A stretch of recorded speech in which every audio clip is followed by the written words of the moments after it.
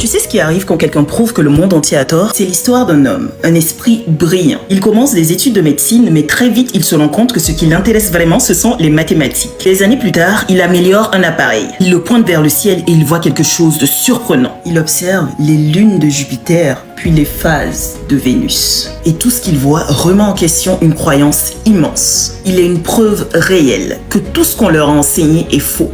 La Terre n'est pas le centre, elle tourne autour du Soleil. Alors il fait ce que toute personne rationnelle ferait.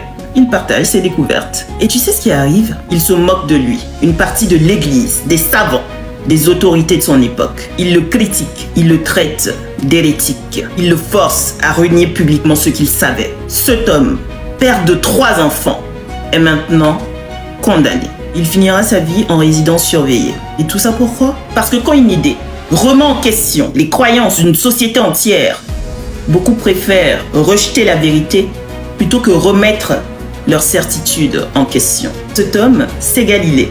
Et l'histoire lui a finalement donné raison.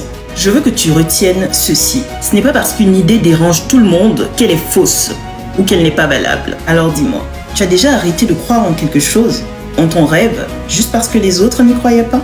Et abonne-toi pour mieux comprendre ton cerveau.